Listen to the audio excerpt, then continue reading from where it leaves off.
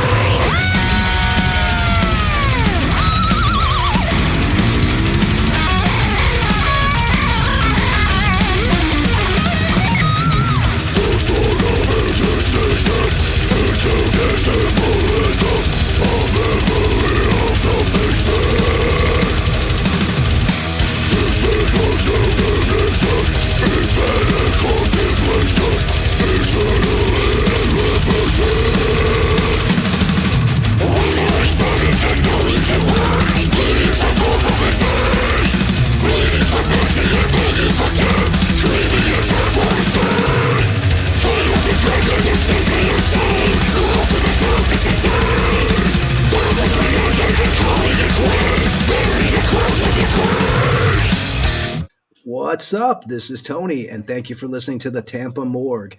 I am here with my co-host, Mr. Ed Webb. What's up, Mr. Webb? Mr. Anderson, episode number 25. What's going on, brother? The last episode of the year. Who would have thunk it? I think we've been on since October or September. I don't even 100%. It all went so fast, man. When we first started, who thought, right? 25. Yeah, and it's one of those we always say every episode we learn as we go. And it's definitely true, and I can tell that every episode, and less mistakes, and our technology is kind of up. I guess you're pretty much working our edit room, which is a very busy edit room. But, Sometimes. Yeah, man. And we're already getting full for January, which we'll talk about later on. I started booking interviews, I'd say 2 days ago, maybe, because, during this time of the year, everyone kind of is doing their own thing, and you don't really want to bother people, and everyone's got their own shit going on. The holidays, I know personally, it's been crazy as hell around my house. I know for you, it's been just crazy in general the last couple months. So the last couple weeks of December, it's always, everyone's kind of doing their own shit. Same here, and actually, how was your Christmas, Ed? It was pretty good, man. It was definitely a weird one, considering how the year went, but my sister was in good spirits, just to be around family. So it went pretty good, man. I'm happy for that. Yesterday sucked because my sister had to put her 14-year-old cat down, and it's just dude, you've had some bad fucking luck. When this fucking year end, please. It's like I'm a little worried about. Everything's going wrong for you when it comes to this year, and I'm ready for you to go into a new year, man. Because I know it's fucking brutal I'm, one. I'm, yeah. I thought we were escaping, with where we were, but yeah, that sucked yesterday, because I thought, all right, we're good. And then she called and had to give me that news, and I was just like, man, it just doesn't fucking end. But one more day. I don't know what can happen tomorrow. Yeah. I mean, I could get hit by a bus or something, but I guess, Now, did you guys all get together on like? So, did you get together with your sister and the kids? Did all your kids, did yeah, Bryce and the whole gang get Tristan, together on Kendall, Christmas all of Day? us with my wife. Yeah, we all went to my sister's, and she had surgery. So she had bariatric surgery like a week after my dad passed. Um, and so she's been eating like liquid or drinking liquid, can't eat. Now she's on puree food, so she couldn't even eat dinner. We always did breakfast, Christmas breakfast, so we wound up making it at my house this year, which was, I mean, when you change a whole routine, it kind of gets fucked up. But yeah, we cooked dinner at her house because she wanted to have that symbolism of like normalcy. So, but yeah, I mean, like I said, I'm just glad this year's over.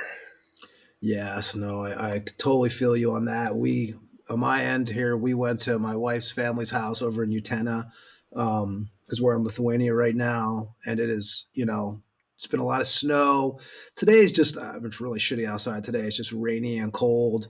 Um, but yeah, I mean, I'm kind of, my kids love the holidays. They're at that age now where they're starting to understand it and stuff. But it's just I'm actually ready for it to be done this year. Ready for the new year to be. I've never been a big New Year guy, anyway. I mean, I don't really. I've never loved New Year's Eve. I mean, even my partying days, I didn't really love it so much. I mean, I have a. I was just talking about this with on another thing I do actually with some other guys. I had a. What is your fondest or strangest New Year's moment? Do you have one, or is you pretty much lay low every New Year's? Um, Pretty much lay low. I think there was one year we went to my aunt's or my wife's aunt and uncle's house, and they were doing Jello shots, and I think I um, overdid it, and it was pretty fucked up. And I don't do that very often because I don't drink. Yeah, But you're pretty Jello, you sober, don't think dude. anything about Jello, but yeah, I remember that was not a good day. But other than that, I don't. We don't really have a set routine. And for years, believe it or not, my wife used to deliver the newspaper. So she delivered a newspaper, 365 days a year. So she was out in New Year's delivering a newspaper. So we didn't have a real New Year's for a long time, like together as a family. But yeah, Yeah. no, I mean, um, I was thinking about that too. I'm like, most people, they get together, they do something, but it never was a thing. No, I mean, Well, just I've done a lot of puking on New Year's in the past. Of course, my younger days, like those days, I tried to avoid that at all costs now. But I'll never forget, and I was just talking about this, and I figured I'll bring it up to you on this show. So I remember I must have been probably, I don't know, maybe 12, probably about 11 or 12 years old. There was a portion, so for those who are new listeners or people who probably, haven't listened to every episode, me and Ed are both from New Jersey. I'm born and raised in New Jersey, relocated eventually to the Tampa area. But before that, there was a period, probably about a 3-year period, where I wound up in West Virginia. My father worked for the Washington Redskin football team. I was up there for a few years, but there was a New Year's up there. We actually lived up in West Virginia because a lot of the stuff ran out of Maryland. Like even the Redskins, like all the Redskin stuff was a lot of it was out of Maryland and stuff. So we actually had a place up in West Virginia, up in the mountains. My dad had taken us there, me and my sisters and my brother, with my stepmother and her kids, whatever. So they're having a New Year's Eve party, and we lived in this house on this mountain called Eagle Mountain up in West Virginia, and I'll never forget it. I don't know what time it was. It was probably like 10 or so. This mountain is where you have neighbors who are probably like the closest neighbors about a decent walk away up in these mountains. It's not You're not on top of each other, and this this guy that lived up from us named Jim, him and his wife probably lived about a good 10-minute walk. So this fucking guy gets drunk on New Year's Eve, and we're having this party. So we had a 2-story house there, and we start hearing a knock on the door downstairs, and it's the wife, and half of her face is blown off. Oh my God. This guy Jim got so drunk, he basically shot his wife in the face, and she wound up at our house at the door. Everyone full panic mode. I'll never forget that. You know, that was a New Year's you'll never forget. Nope. It's embedded in my brain. This lady, and That's she survived too, actually. And what's fucking crazy was, as I remember, as a couple years went on before we left back to Jersey, her face was disformed, like whole side of it. It was just a crazy thing. You wouldn't believe it if you didn't see it, or whatever however it goes. But yeah. So wow. that was my biggest New Year's. Like my biggest memory of New Year's. But this year, I'm just staying in with the kids. The wife's working at the hospital overnight, so it's going to be a very chill. I'll be watching the Raider game. Pretty chill night, hopefully. And so yeah, everybody. We all hope everyone has a safe and happy New Year's Eve. We have what? We're basically one more day till the New Year when this Yep. episode's recording. And we opened up the show with the new track from Deicide, "Bury the Cross with Your Christ," which is the new single they put out. I think it's Raining Phoenix Music is the label, I guess, off of that. And what's Glenn, Steve, Kevin, and Taylor. And Ed, did you see? I know I sent you the link the other day. Did you see the new video for that? Yeah, I did. Pretty fucking crazy, right? Not what I expected. Not what I expected. Crazy, But yeah, it definitely. It with today's cancel culture, you wonder if it's going to get yanked because it was pretty. It's pretty graphic, man. Whoever hasn't seen it, it is on YouTube. Graphics an understatement. Glenn is a fucking sick dude. And they put it out on Christmas Day, which I do think was perfect. Yeah, you couldn't. I mean, come on, man. Come on. Yeah, and it was mixed and mastered by Josh Wilbur, who I think he did Crowbar, Burn the Priest. He's worked with Megadeth, a bunch of other bands. Yeah, the song was. It had that reminiscent old school Deicide sound. I mean, it was. It was good. I mean, Glenn, it was done at what? It was done at Smoke and Mirror Studios in Spring Hill, which is Jeremy Kling's and Taylor's studio, which I actually was at probably 2 years ago. I drove up to Jeremy's house to do some recording for somebody, which that's over at his place. And I remember, so that must be the Smoke and Mirror studio, but that's that's the new Deicide song that we just played. And I mean, I love Deicide, like especially the first couple records, of course. Unfortunately, that's what destroyed my voice for what it is today. Because I used to sing I used to be able to hit those fucking Tom Araya screams and shit back in the day. And I heard fucking Deicide, and that was it, man. What'd you think of the new tune? I thought it was killer. I mean, it was killer. It had that, like I said, it had that old school feel. I'm sure because Kevin's a shredder, obviously. I've known Kevin a long time, in his other bands that he's done. But Taylor, the stuff he does with Inhuman Condition, he captured that fucking Massacre sound better than Massacre's doing it right now by a long shot. So, Taylor, he, I told I met Taylor. First time I met Taylor personally was when we played at the Babylon Rising Festival in 2011 in Puerto Rico when he was with Infernion, and we just hit it off right away. We all stayed at the same hotel together, the bands.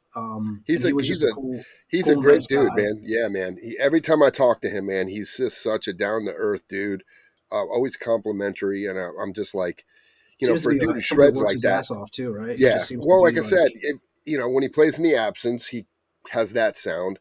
When he plays in Human Condition, he captures a different sound. Now he's got the Deicide thing going on, and he captures that sound. I mean, the guy is very. It's not easy to go into a band and keep the band sounding like the band. Does that make sense? A lot of times when they get new members, all of a sudden the next record sounds different because you've got new blood, and they're not used to writing like that.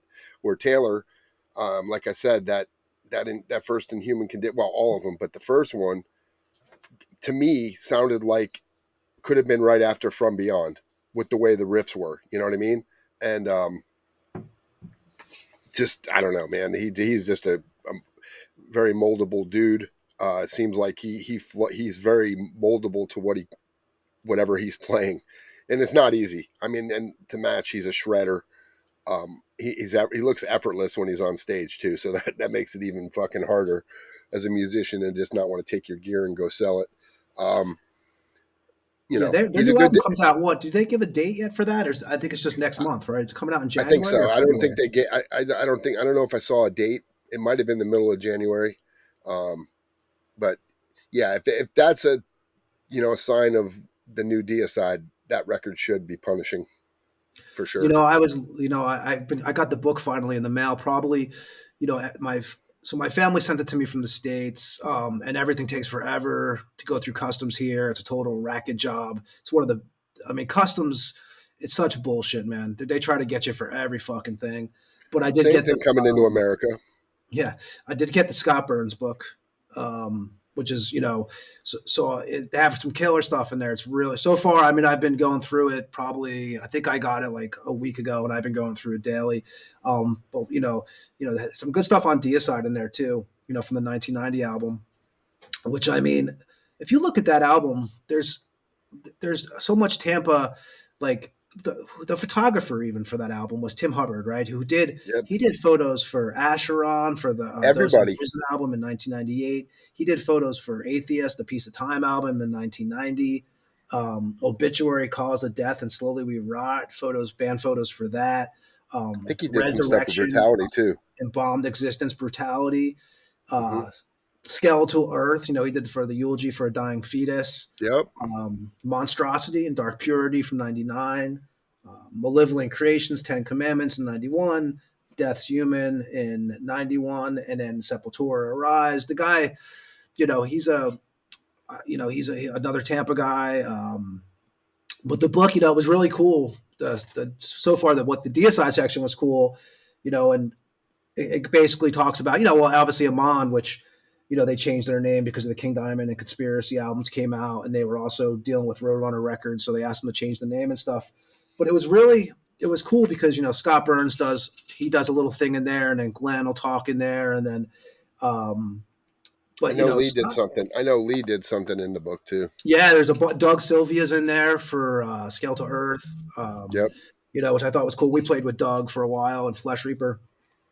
But yeah, it's a good book, man, and it's funny because when you read the Deicide section, for me, and actually we're gonna, just so you guys know, we actually got some fan mail that we're gonna, or whatever, fan feedback, whatever you call, listener feedback, whatever you want to Questions. call it. We're gonna read a couple of those that we got, and something will relate to this actually when we get to it.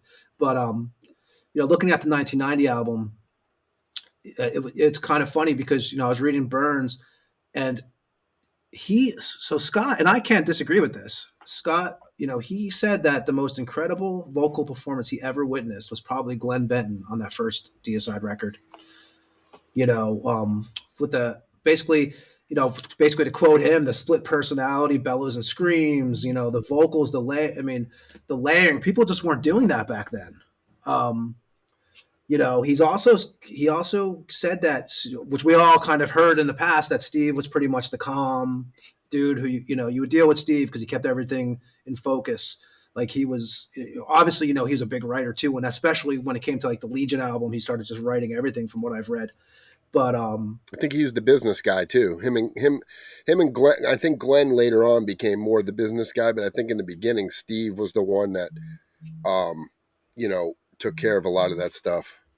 yeah, and it's funny because he said, I was reading in the book, and he said that when he first heard the 1989 Sacrificial demo, which what that was had what 6 songs. It had Lunatics of God's Creation, Sacrificial Suicide, Crucifixion, Carnage in the Temple of the Damned, Dead by Dawn, Blaspherian, which he said that when he heard that, he knew that Deicide was going to take off. Like he pretty much knew right when he heard it. Um, I thought that was pretty cool to read. And basically, yeah, I mean, Scott, he actually also so basically, I learned this when I read the book because I didn't know, all these things. They were saying that when he did the first Deicide record, he told Steve to basically go rent a kit. So I had him rent a Rockstar kit instead of the kit he was using, I guess. Rented new heads and cymbals, because I guess his quote was, if I remember in the book, it said, "You can't fix everything in a mix," you know. And Scott had a lot of influence in that kind of stuff, and so far it's a pretty killer book, man. I got to say. Um, but yeah, that first Deicide 1990 record, I mean, and there was one thing I read I thought was kind of entertaining. Do you remember when Deicide played the Milwaukee Metal Fest in '91? Oh yeah. So, Scott in the book, Scott talks about how when they flew from Tampa to Milwaukee, that Deicide wore their full armor on the plane. Now, remember, and in the book he states this too. This is pre 91. I mean, not pre 91, pre 9/11. So you can, it wasn't as tight. You remember flying before 9/11? It was a little different flying around. Like Absolutely. traveling was way different. Um, yeah, and he said the security and the passengers were not happy about it at all. But he said basically Glenn and them were in full fucking metal gear, which if you remember those Metal Fest pictures, you know the gear they were wearing, all the armor and stuff like that. With the spikes too. Oh Some of yes, that. God, Spikes too. oh Yeah, so yeah. I mean, but yeah, the 1990 album's just fucking awesome. I loved Legion 292, the 92 record. I'm looking forward to hear the new stuff, the new song, but that was the new song that we opened up the show with. And it got me, I wanted to take a couple minutes actually, because now we're gonna do this old school style. So Ed, you probably remember this show too that aired on it. I don't know if it was what year it was. It could have been '89. I should have actually checked that. It was old. I think it was '89, something like that. Now I'm gonna play this. I don't have it hooked up right on this thing, so we're gonna do this old school like when we first started doing the episodes. I'm gonna hold it up to the microphone so you can hear it. Ed, hopefully this is not like total butchered. This is how we're celebrating our New Year's Eve. We're going back in time. But so this is from the Geraldo Rivera special. I remember I that. just find it so, and I know you know this one, Ed. And Yeah. this was so when I was a kid, my family made me watch this, and it's on YouTube. Some of it, I think the whole episode's on YouTube actually. We've actually sampled a part of it from one of the Flesh Reaper records when we did a Dwarves cover song on. Yep. I forget which record was that. Was that Oh the shit. last one? Yeah. Yep. Sir, it was the last one. Okay.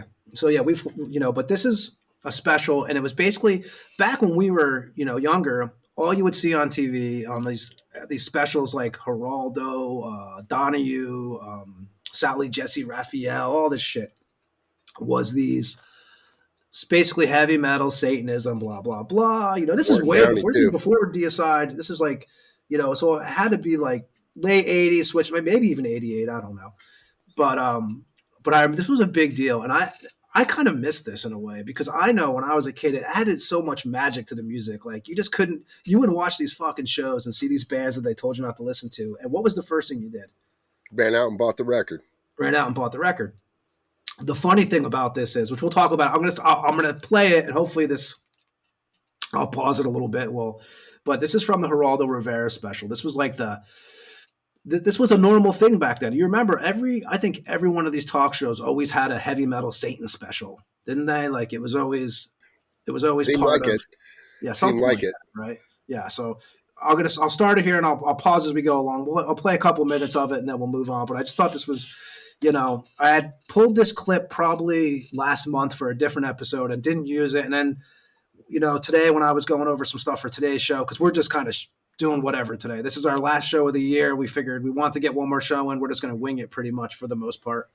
But so I'll start playing this, and it's just so stereotypical '80s. It's pretty cool. You ready here? Devil worship. Exposing Satan's underground. So dramatic right there, right? Whether a Satan exists is a matter of belief, but we are certain that Satanism exists. To some, it's a religion. To others, it's the practice of evil in the devil's name. It exists, and it's flourishing.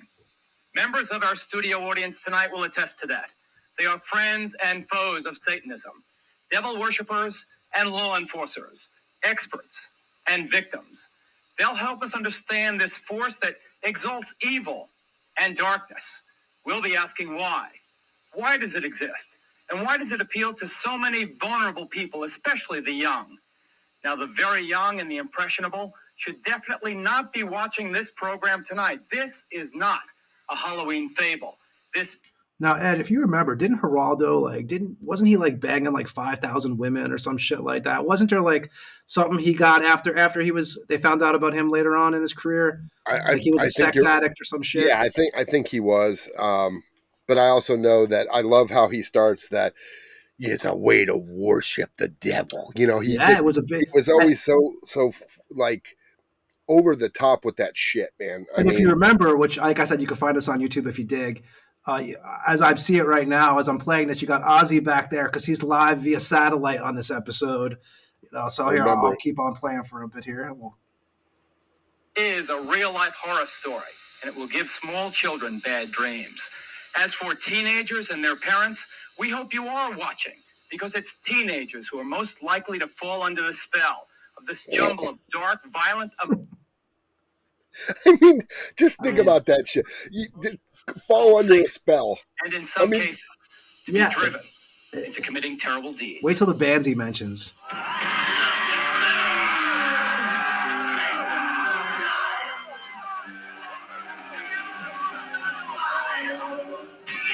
Being into heavy metal doesn't necessarily mean your kid's also into Satanism, and most of these fans are not.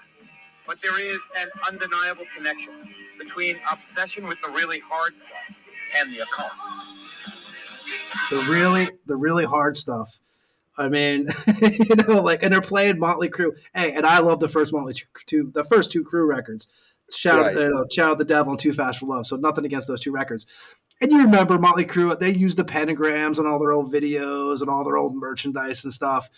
But, I mean, the really hard stuff, and what are they playing? They're playing Motley Crue, which, like I said, no offense to the first two records. Totally dig them, but. Not satanic. This stone pony from Kansas City is named Spike. Spike. Upside down cross is a symbol of Satan. Ozzy is the rock and roll period. And most acid rock is involved with Satanism. Acid rock, dude. When's the last time you heard acid rock? A heavy metal freak from Louisiana. Joe got himself into self-mutilation in Satan's name. We cut our arms and let the blood drip into a cup, and we pass it around and drink from the cup from each other's blood. Kim from Colorado also practiced the gruesome ritual. Violence with blood. We like to see blood, and we used to eat blood and stuff like that. Who eats blood? Just listen to those fucking idiots' voices. I mean, that right there in itself tells you who you're talking about. Eats blood. I mean, dude. Just even as a kid, dude, I was like, holy shit, where does this go on at? Because I have a bunch of buddies with band names written on their fucking notebooks. I mean, some pentagrams maybe, but right. I mean. But I'm saying if you listen to the voices, right, of those people that are like, I want to drink the blood and I cut my. I mean, that's not a normal human that we talk to at a show. Nobody at a show talks like that. Nobody. No, dude. They're those are like some moronic idiots they found like. Right there, get that guy and get a sound excerpt from that dude right there because he sounds like an asshole. And I hope the sound is. I mean, I hope it's going to sound okay. It sounds okay, man. Okay, but yeah, these people, Spike, acid rock. I haven't had that term. Like that term, I haven't heard for probably like 20 years. Oh yeah, and that was never really even a popular term. Yeah, I mean, acid rock. Acid rock. I mean, I really, like I said, when's the last last time? To me, acid rock would have been Led Zeppelin. Because you're taking acid, or the Pink fucking, Floyd, right? Any of those the Grateful Dead shit like that would have been acid rock. Let's see here, morons. Of course, I just is apparently a staple in the acts of heavy metalists like WAP. Drinking blood, they're talking about. My life became centered not only around the marijuana I was smoking and the booze I was drinking, but it became centered around Satan. Although Satanism is more obvious in the lyrics of groups like Megadeth, Slayer, Venom, and Iron Maiden. In St. Petersburg, Florida recently, satanic symbols filled the air at this concert by Danish-born King Diamond. King Diamond. You were at that show, Ed. I was at that show. Were at that show. What's crazy is there were no satanic images really. It was the welcome. It was the It was How My Fucking Was that Blowing. was that the Abigail tour? What tour was that? No. It was Welcome Home. Them. Yeah, it was them. It was all he wheeled out grandma in the fucking chair. I mean, there wasn't, because it had the whole house on the stage and shit. There was no. I mean, there might have been. Basically, I mean, it's what you're going to get from King Diamond. The symbols are his, what he has. His symbols, like from the Fatal Portrait days, the weird looking crosses and stuff that he had, and he had the upside down cross microphone made of bone, that he had. But I mean, you would have got that if it were a Merciful Fate concert more than a King Diamond concert. You know what I mean? Because he was but Geraldo was looking for that whole not all those shows were. They were trying to, and I mean, actually had. And this was, King Diamond was actually on as he's talking now, as you'll hear. Can you influence kids? I think people are too clever to be influenced by watching a band or listening to an album to go out and do the same. Because if they were that easy to influence, watching the news, you get the real thing. And everybody knows that right into your living room. Personally, I am a Satanist, a practicing Satanist. But we never tried to preach that religion to anybody. Bull. An avowed Satanist, Diamond's protest that he's not preaching is belied by lyrics laced with references to death, grave, and evil. Of course, to some, it's just rock and roll rebellion. Satan has nothing to do with this kind of a concert. Parents think, Satanism their kids. It's killing their kids. It's not killing their kids. The parents are screwing up in the beginning. We're the next generation.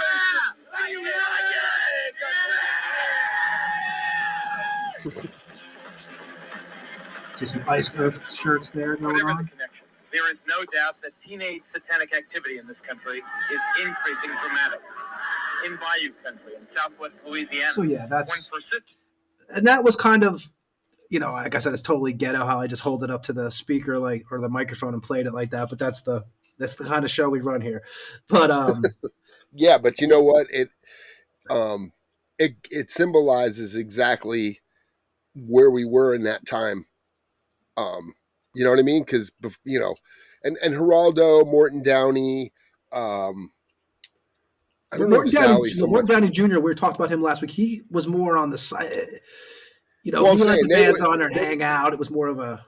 But they took what they were talking about, kind of like the news today, and they exasperated it into this category that really doesn't exist. They made it like when you walk through the door of a King Diamond concert, you were getting fucking, cattle prodded with a fucking pentagram on your cock or something. It was like, it didn't work like that. Diamond is probably one of the nicest guys. Like, we met him at the last tour they did was probably 2 years ago, 3 years ago. He's one of the nicest guys. Every interview you watch with King, he's just, he doesn't. Yeah, but he does his own thing, man. He doesn't ask people to follow him. Dudes like Kronos, who literally every song is in the name of Satan, and everything is Satan, Satan, Satan. Or Glenn even. I've talked to Glenn several times. He's not going to murder you. He's not going to come in the middle of the night and fucking brand a upside down cross on your forehead. He's not. These are just dudes singing. And if you think anything else about it, you're an idiot.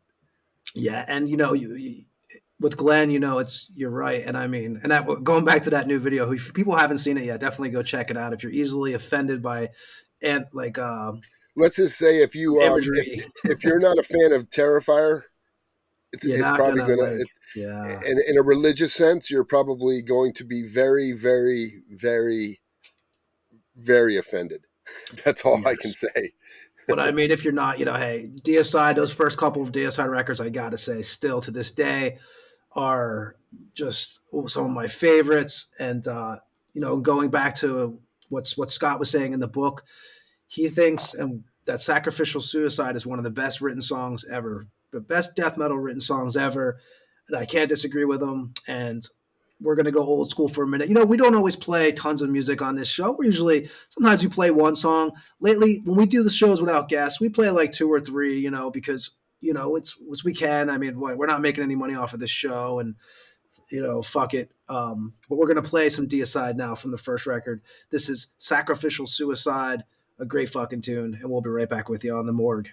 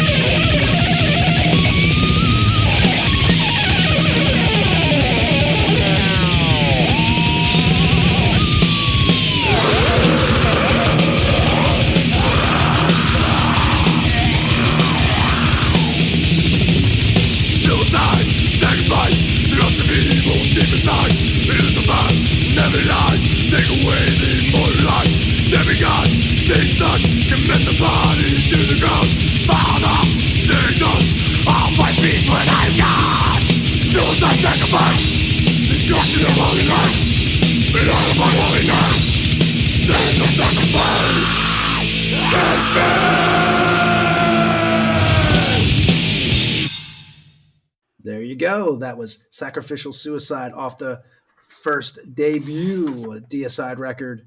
Dude, I can't tell you, when my dad used to own a golf shop. My mom worked nights or like later into the night, and my sister, I don't know where the hell she was. She probably was with my dad at the shop.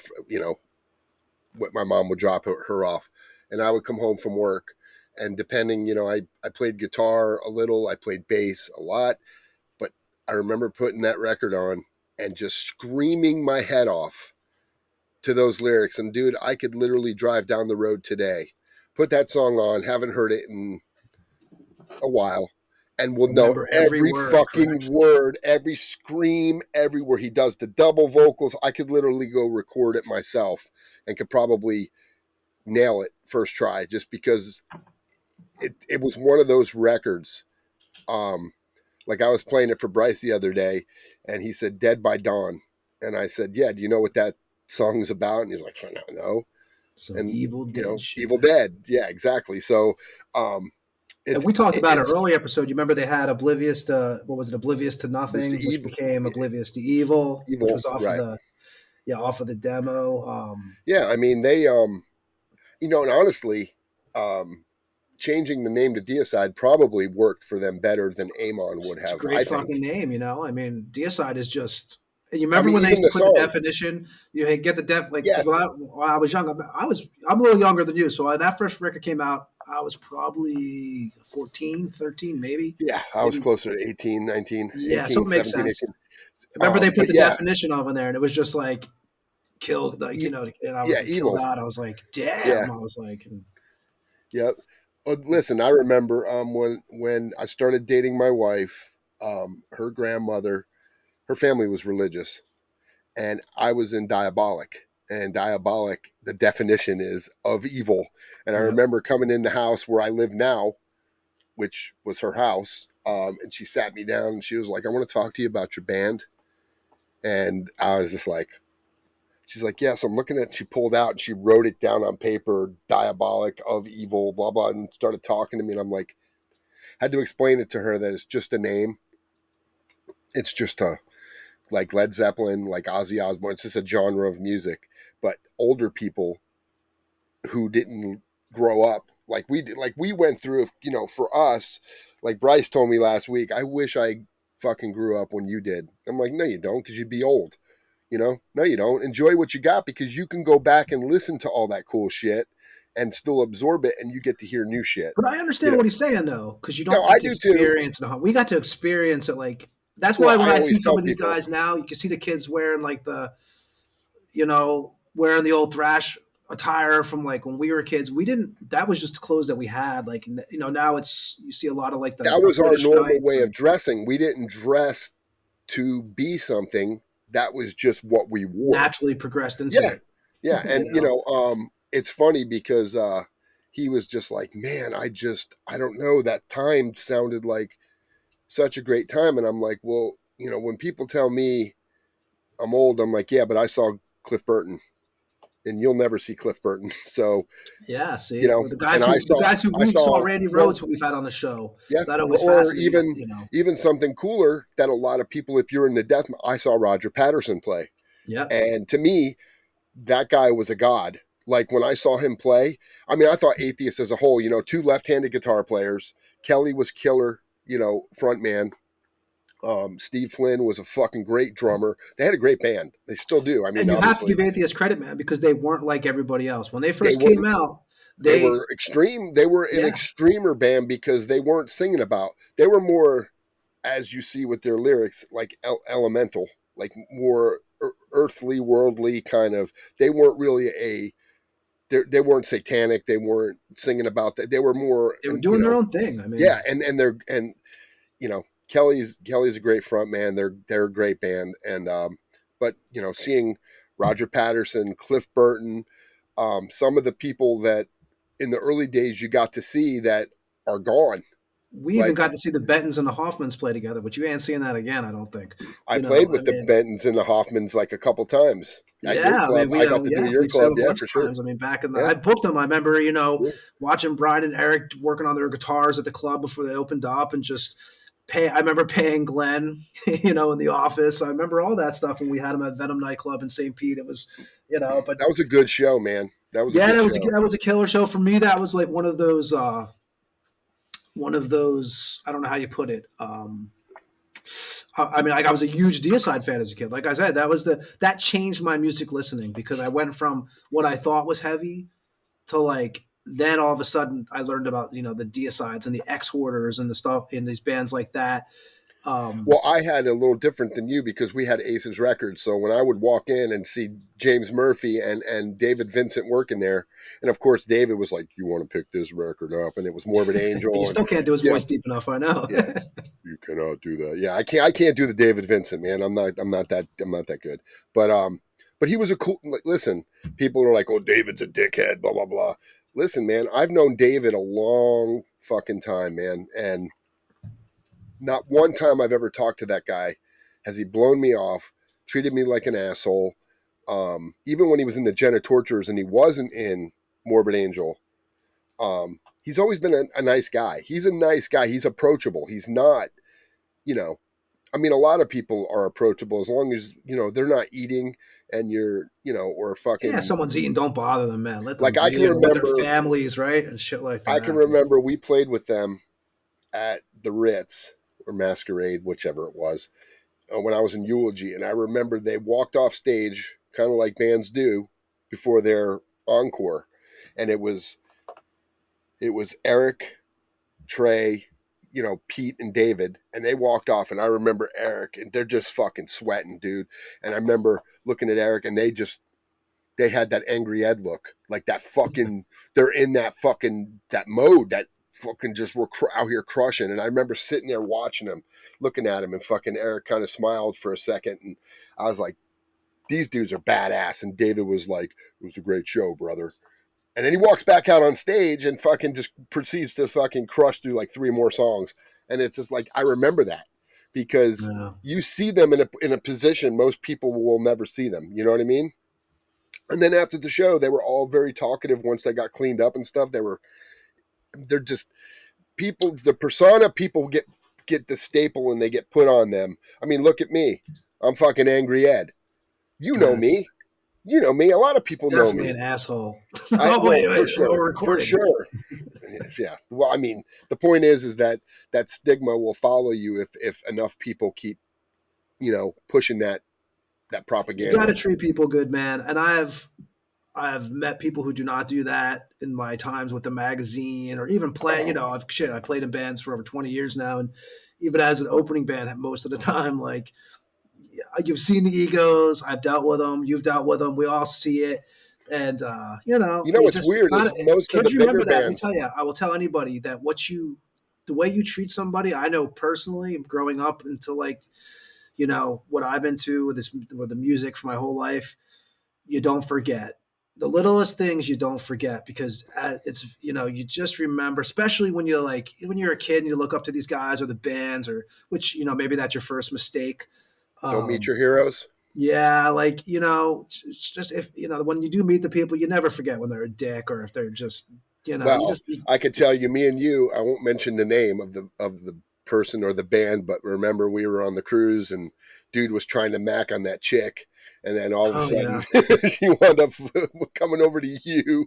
And yeah, dude's that was in a well-known interesting. band. He's in a well-known band, dude, and he was trying to do his metal charm, and he Well, I didn't try. That's what you do. If you don't try, he was really trying hard, man. I do remember he that. Yeah, well, we're and not going to mention the names, but he was also pretty pretty fucking lit. hammered too. So he was failing miserably. So as the rock dude, um, that was a check against Yeah, in you the remember how that family. went, right? We're all sitting there, and then and then she And was the like, "You thing want to get out of is here with me?" I've met that guy on Cool guy. 15 different occasions, and we've played with him. What I know, I play with them at least 3 or 4 times.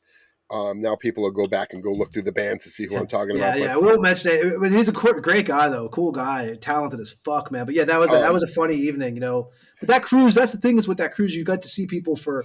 We're talking about the metal.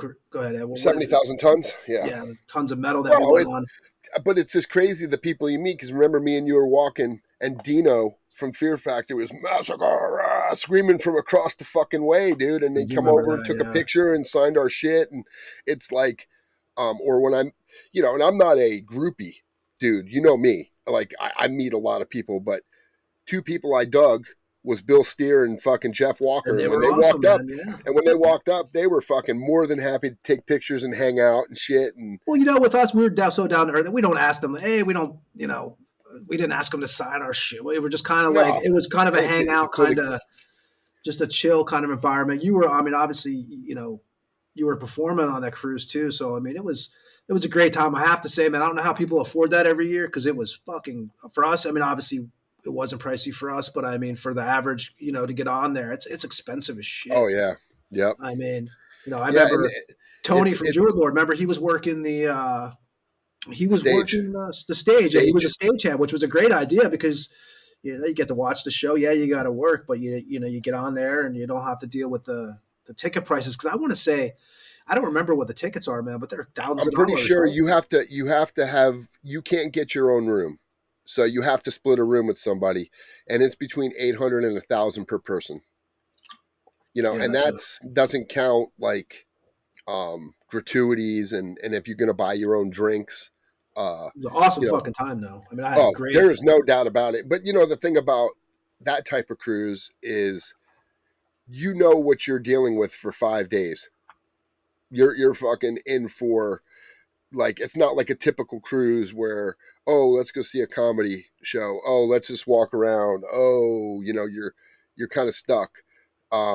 You're from the time you get on the cruise to the time you leave, you probably aren't sleeping very much because you're No, it was you're in watching our because we bands. weren't even in our room, man. Like what? It was me, you, Death Metal Dave in Yep. the same cabin, and none of us were in there at the same time, really, except for maybe once or twice. I I mean, it was think I pretty had to much. go a couple times. I think one time I had to go take a nap because we were playing like later, and I was like, just fucking, I was toast, man, because we had been up. We went to see every, Raven, So it was Carcass, DRI, uh, Carcass, fucking. We went and saw, Obituary. yeah, all those bands that were on there that were just absolutely punishing. Um, it was, yeah, I mean, it was killer. It's fucking great. I mean, it's definitely a great time. If anybody can go, I definitely, definitely recommend it. That was one of, I would say that was, if I had a top 10 fun times, that was a It pretty was a damn much good time, needed man. I needed for definitely, you yeah, at that time. it was definitely a So blast, man.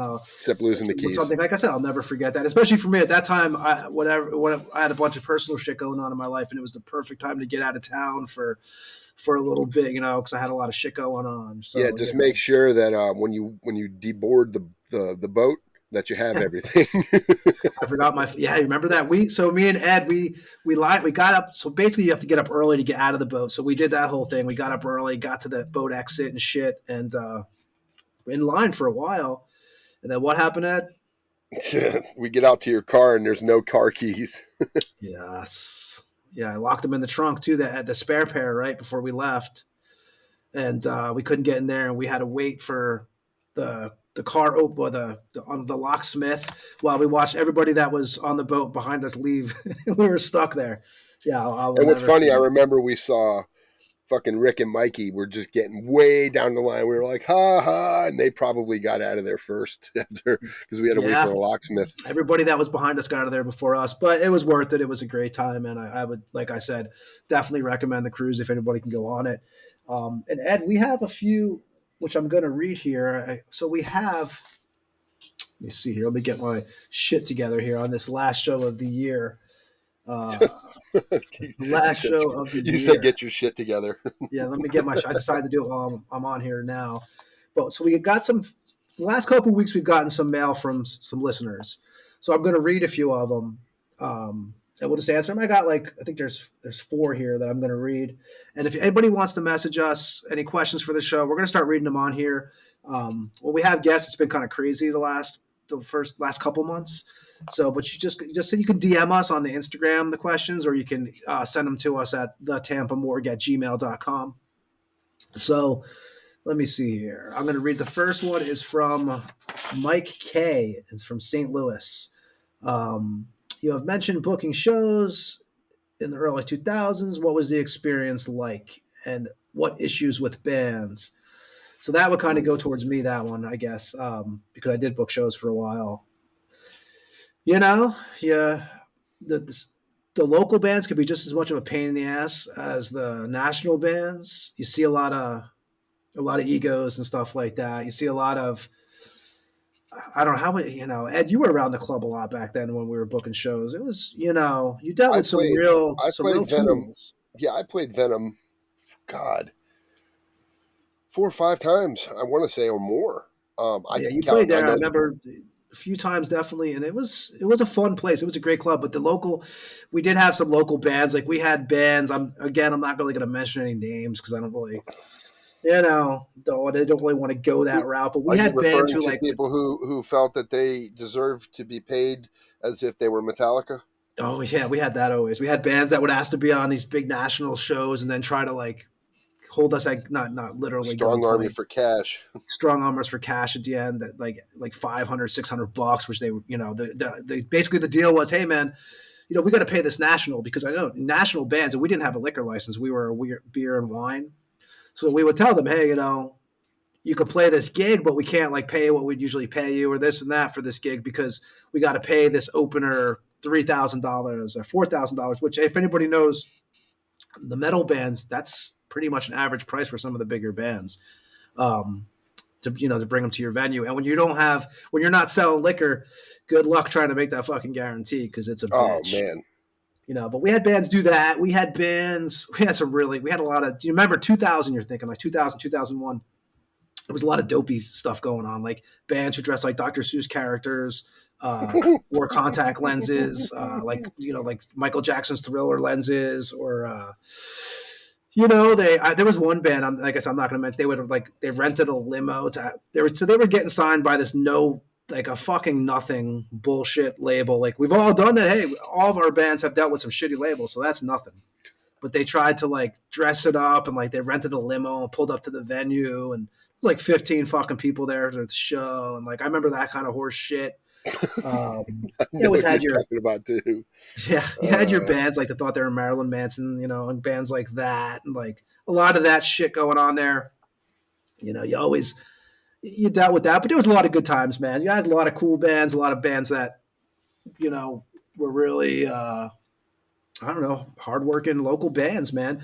I remember we talked about Jeremy Kling earlier. I remember Jeremy Kling when I was booking his band, Continue the Fall, I think they were called. I still have one of their t-shirts he gave me back then from the Venom. I mean, that club, they were playing there.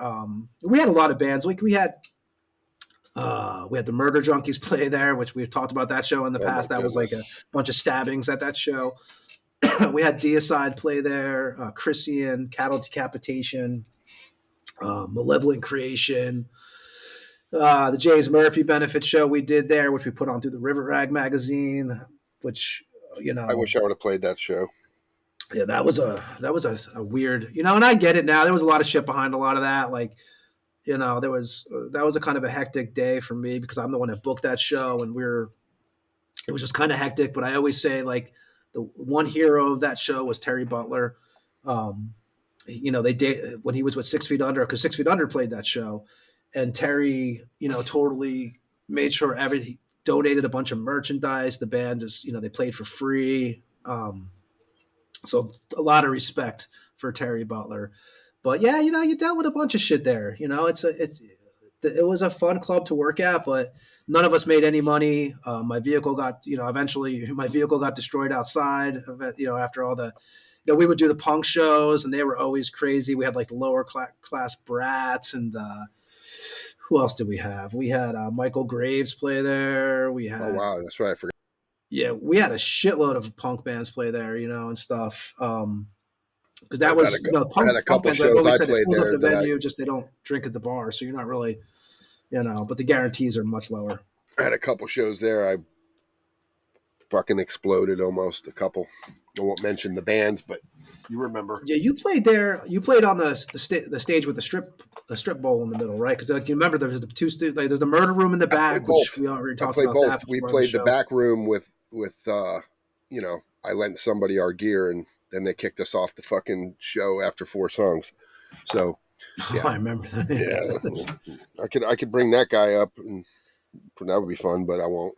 That venue was crazy though, as we talked about. That we had the manager. Remember the original manager before we took it over. I didn't actually before Matt and Mark took it over because I just booked all the shows there. The original manager was beaten to death and burned to death in the back room, so we called it the murder room. I remember. And it was like that's where Cannibal Corpse shot a video back. We talked about that on Yeah, it was a great previous club, man. It episode. sucks that it had to end because Yeah, it was it's one of the hard. few. We had the Hell on Earth suicide show that was on the news. There was a bunch of shit that happened there, but it was definitely like an experience. It is an experience that I know that I never want to book fucking shows again. But I had a lot of good times too. There was a lot of crazy, because we would sleep there at night. Pretty much, we let bands on tour sleep there at night if they had nowhere to go. It was a party. It cost me some relationships, of course, and like all that stuff. But hey, it was a good time. So Mike, thank you for writing. Anybody who writes in, we appreciate it. We appreciate you listening too, definitely, because that's definitely you giving us your time. So next question would be, which Ed, you can answer this too, because this is for both of us, I believe. This is from the Metal Guy in Portland.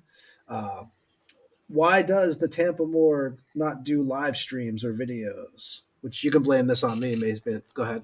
No, you go ahead because we haven't really focused on doing any.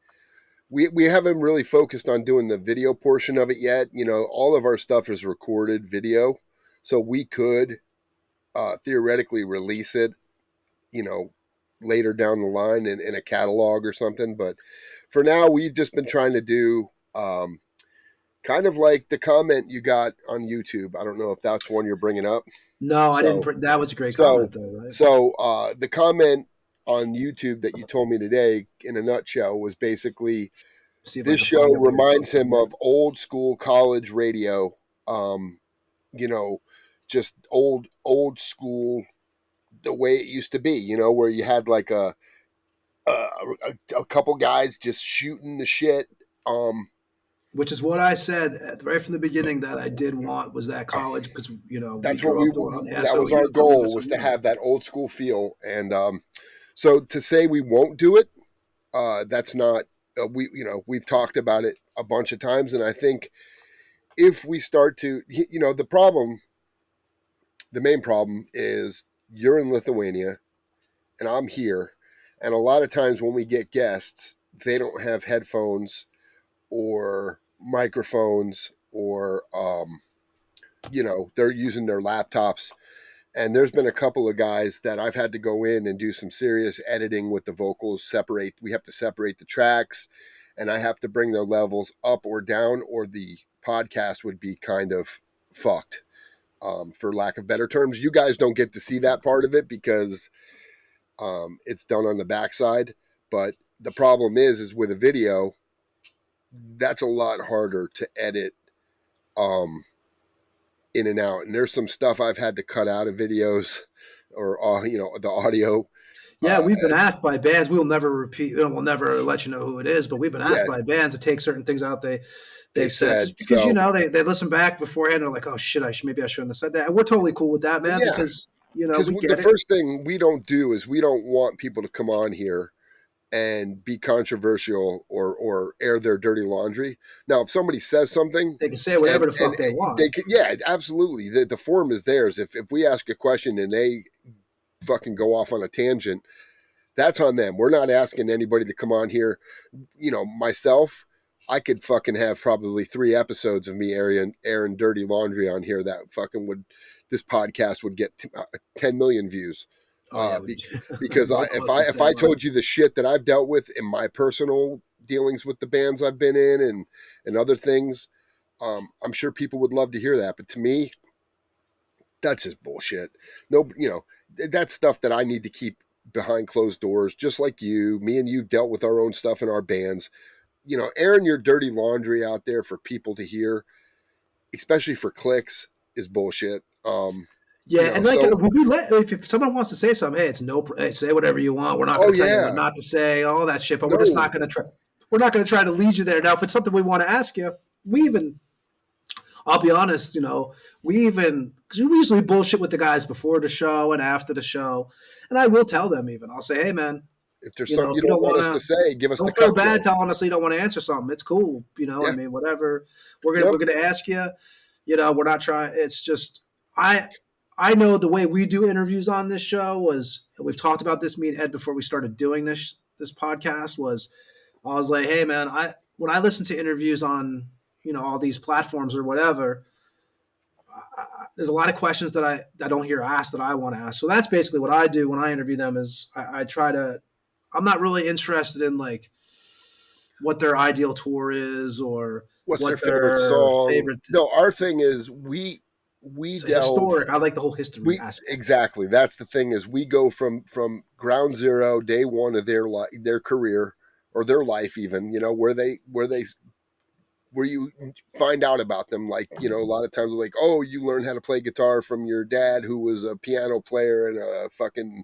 That shit interests me. Yeah, it does. And a lot of people probably are interested to know, wow, this guy's who he is because his dad was this, that, or the other, or, I mean, I found some pictures of me sitting on a couch with a guitar. Now, I know my dad played guitar when I was a kid, but that's not why I played guitar. My dad could play guitar. He knew all the chords. Like, I remember asking him later on, like, how do you do that? Because I've never been able to play a real guitar, like the Beatles, like real, like he could play those real chords. And I'm like, it was never something I was interested in. But I remember growing up seeing him do it. Those who don't know, Ed's a multi-instrument guy. Ed could play guitar, guitar, bass, and he does several different things. The flute. Skin flute. Skin flute. Yeah, I wear assless chaps backwards, the whole 9 yards. But skin bagpipes. Yeah, man. But it's just even keyboards. From an early age, we had an organ in our house. So it's things like that people would want to know. Like, how do you, because I can remember my dad sitting there playing the organ, and I'd be like, that's weird. So I would sit down and fucking learn how to do certain things like jump. Dun, dun, dun, just something simple like that. Which was the downfall of Van Halen, by the way, everyone, is the keyboards. I mean, that was, to me, that's when shit started going downhill. I was like, no, not Motley Crue too. Man. I remember learning Home Sweet Home. But it was just that type of thing. But and look at that, Theater of Pain, the downfall again. Yes. Well, it didn't help that he ran somebody over fucking or drunk. I just saw something about that the other day, actually, again.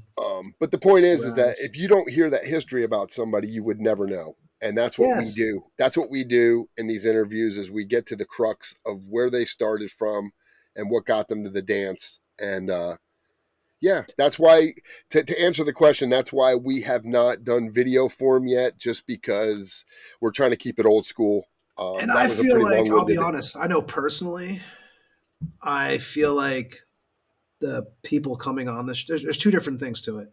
And I'm not saying we're never going to do, I mean, we'll definitely, I'm sure we're going to do a video episode. Even if we don't do it all the time, I'm sure there's going to be a few that we just do because eventually we're just going to do a couple just for, whatever. But I think there's two different things to it. First of all, I feel like the person that we're interviewing is more comfortable knowing that their video is not going to be released. Because I know myself, I don't like having my picture taken. Not a big, I don't even like if this was on live, if every episode was on video, I know I would feel a little bit more uncomfortable on here. Because I don't know why. I just don't like that. But I feel like with some of these guys who are getting older, man, they could just focus on the interview and not, it's so common to be on a YouTube video now. Like every podcast, every show, there's a fucking guy, you can see them, And I like the fact that it leaves a little bit of mystery. And I think that the guests may appreciate that too. Maybe some don't. Maybe some are just looking for clicks and they realize that a show like ours may not get the 5 million clips because we're not a video show, but we're also, hey, if you're out and driving, you can listen to us and stream us. You can Right. you can kind of paint a picture yourself, which I do like that because we grew up on college radio, WSOU in Jersey. I used to listen to at night. And like I said, and I wish I could find that fucking comment. We had somebody leave us a comment that Ed's mentioning on a YouTube video last night, actually. Maybe you could find it. I don't know. It's on the last video on episode 24 that we did on YouTube. And they basically had said it gave them that feel. And to me, that's one of the best comments we've gotten. So it's basically my fault in a lot of ways. We don't do video. I'm not saying we never will, but for now, I just like it like this, and we'll see what happens, But for the first year, the first 20 something episodes, it's worked out pretty well. And like I said, I think for the guests, Yeah, so I know, here's and the Ed, we've told a few dudes like, "Hey, man, we're not releasing the video," and it seems like they take an exhale. And they're like, "Oh, cool." Yeah, they were kind of happy, but here's the thing: is the guy's name is Retail Assault. Thank you, Retail Assault. Absolutely, I'm going to do my best to not miss an upload going forward. This reminds me of what old college late night radio used to be like in the Northeast, Seton Hall and Buffalo, to be specific. Keep up the good work, boys. So yeah, again, we me and you, whether we live in Florida or Lithuania, we are northern born. We are. I lived in New Jersey till I was 14 years old. That's about the same time I took off back So, to Tampa. Unfortunately, it was in the 80s. Like I moved here late 84, I think, like October of 84. So, 14 Do you years remember old. the first show you saw in Tampa? What the first Tampa show you saw ever? It was one of the ones at the Sunset Club. My first real show. When I say a real show, like at a venue besides the Mug or the Sunset Club, would have been DRI with Creator at a Four of a Kind tour. That was Janice, right? Landing. Janice Landing, yeah, with Holy Terror. I got kicked in the face by a skinhead during DRI. That was that time period. That was that. Well, he didn't realize that DRI kind of was going towards metal, so there were more metal dudes there, and he got stomped. But I realized, okay, that this is what this is about now. Because my buddy was a hardcore dude, shaved head. He used to be into the Slayer and the Celtic Frost, and somewhere along the line, he flipped to Warzone and all these fucking Agnostic Front and all the hardcore shit, and became almost. He went way extreme later, man. Like he moved back to New York and became like into Screwdriver, and he became that guy. He became that guy. Like he had some shit tattooed on him that was not cool. But that's what happened though. And I think when they first started, right? And none of us are Screwdriver fans on this show. I know that personally. But yeah, they started out, I think, not racist, became racist, or whatever the fuck you want to call it. Yeah, or whatever. And I just remember going, "Wow, man, you went from fucking like Slayer, you know what I mean, and Celtic Frost and Venom, like to to shaving your head because he had long hair to But that shaving his happened. That head. was kind of common. It seemed like back then. I remember in Jersey, even when I was in high school, a kid would change. Like 1 minute, you would see them in those years. Those like just sophomore, junior. Like sometimes they'd become. Well, They went from he metal to graduated. like being a He was out of skinhead. high Or school.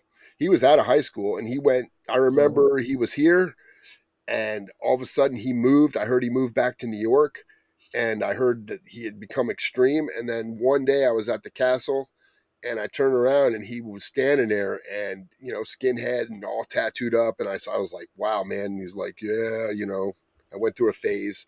And when you tattoo yourself, you know, now you could get it covered up because there's great artists, but back then you didn't fucking get cover ups. You just yeah, my first tattoo was with a. I mean, obviously it's covered up now. I got much better work now, but it was a fucking little Walkman motor with a needle gel made from one of my skinhead buddies. Actually, he had a Mohawk buddies back then, man. Lee yep. tattooed me in his apartment, which I'm sure is very sanitary. Yeah, probably not. But Yeah, you survived, so it can't be yeah. that But bad. I love that college radio comment though. That was great. I Agreed. appreciate that because that's Agreed. exactly how we grew up. Let me see here. Hey guys, this is from Pat in Boston. Hey guys, I really enjoy the Tampa Morgue shows. How can a band get their music played on the Morgue? Also, who designed the show's logo? Um, you just contact us and send us if we like it. We'll play it. We don't play tons of music on here. We play a couple tunes. Usually, if there's a guest, we play one song. Usually, just the intro song, and then we do the show. We Yep. don't have guests. I've been trying to play some Florida guy, some unsigned Florida bands too, and obviously just stuff that fits the show. But you could just send it to us. I mean, the Tampa Morgue at gmail.com.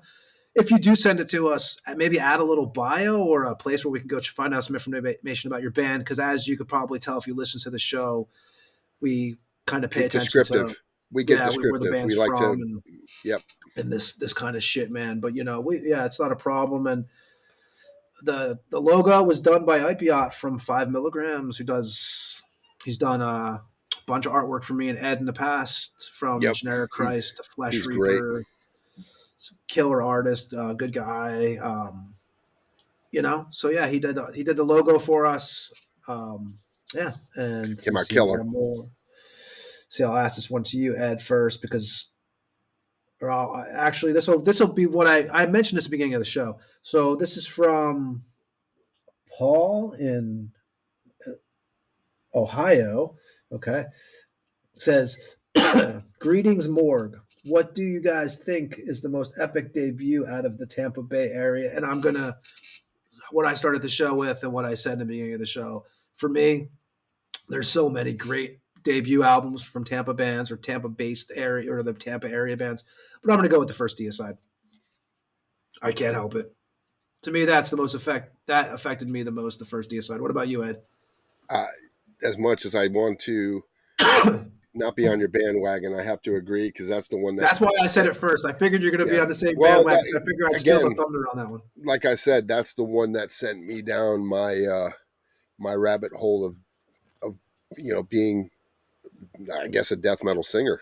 I always played bass and whatever, but that was the turning point for me. And yeah, I mean, I listened to Morbid, but didn't want to sound like David Vincent because he had a different type of voice, and obviously Nocturnus, Mike Browning was way different. And though when we're talking Tampa, so yeah, I mean that I agree 100%. Yeah, it's hard not to, right? Because that was like you said earlier, I cannot listen. And I listen to that album. I definitely listen to that album, a couple times a year at least. Still, and the only other one that could be a runner up to it, if you're talking about just an overall killer record, would be Slowly We Rot. Yeah, that came to my mind too, in a way. I just think of, we know what it is with the first Deicide. You had mentioned this earlier. When I pop it in, I remember every word like it was yesterday. Even if I don't hear it for a while, it's just that's it. That's the Scott Burns sound. I mean, it's just fucking great. It's epic. I mean, every song is great on it, and it has, it's kind of the theme tonight. It seems like in a way, but that to me, that's an evil album. Now there's so many albums that come out that have that They have the cover has this on it. They have the song titles, but there was just something about that first. And I'll say it again: that and the Legion album, to me, just pure evil, but in a great way. Just a great, just Absolutely. just something you feel. It's just something you feel when you listen to it. It's a staple in time that we lived and we will remember. Yeah, exactly. So that's thanks to everybody who wrote in. Like, we definitely appreciate it. We'll start reading the comments more, especially when we don't have guests. And like I said, I've been trying to play some Florida artists, so I'm going to play one now. And a band that I've always dug, and I don't think really, sometimes at some of the Tampa shows, it didn't seem like they got the respect they deserve. Because I've always, and I know Ed, you know these guys too. This is going to be from a 2012 release, actually, a band called Swamp Gas. Operation Pepperoni. Frantic, Accuser Denies the Track. They put out two full lengths, two demos, a comp. I think that the last album they put out was in 2020, which I believe was actually what was it, like a mix of the first album that got scratched or something back in the day. But this is a track from a band called Swamp Gas. On this lineup was Pepperoni, man. Kelly. I've known him for Chris Messina. I've known Pepperoni. Yeah, Chris Messina, the guitarist. Yep, I've known Pepperoni. He went by Pepperoni. I've known him for shit, man. Because I remember doing shows with them and Mitch, with Ulcer. Oh yeah, all over, down there in South Florida because that's where they were, and then he would come up here. I actually, they're Everglades City band. Yep, I traded a bunch of guitars and basses with that dude over the years. Man, he was he still writes me all the time, and I messages me and stuff. But yeah, Swamp Gas is killer.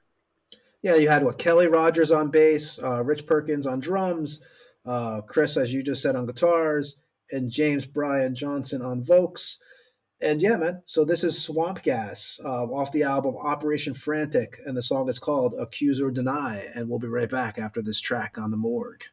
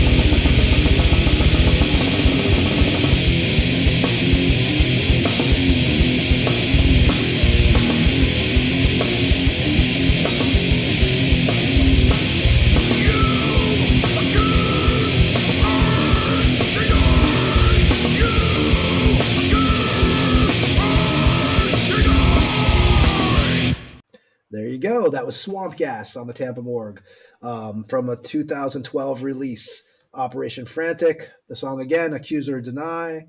Yeah, you can check out more of them. I'm sure that you can find a lot of their shit online still. But that is Swamp Gas. And Ed, it's the end of the year, right? This is another year gone, our first year, and so I have to say I'm really pleased with what we've done with the show so far. Even like I said, it's always it's always a process of learning. We're still holding up cell phones to the microphones on some parts, as we saw earlier tonight. But we've had a lot of cool guests, I believe, so far that I have to say, I would never, if you would have told me that we would be 25 episodes in and we would have some of the guests we've had, we had, let me see here, I'll get up Vincent Crowley, obviously, from the Vincent Crowley Band, Asheron, Pat from Hell Witch, and I mean, two great guys. We had Thornton. Blaine from The Accused on, and the farts. I mean, talk about a legendary guy right there. Yeah. We had Thornton. Bobby Gustafson, from Overkill, Satan's Taint, Pain Ward now, which Dave Austin from Nasty Savage, which for me was definitely, a very cool experience. Art Dave the has Clown. seen a lot of shit. Who else have we had on? Art the Clown.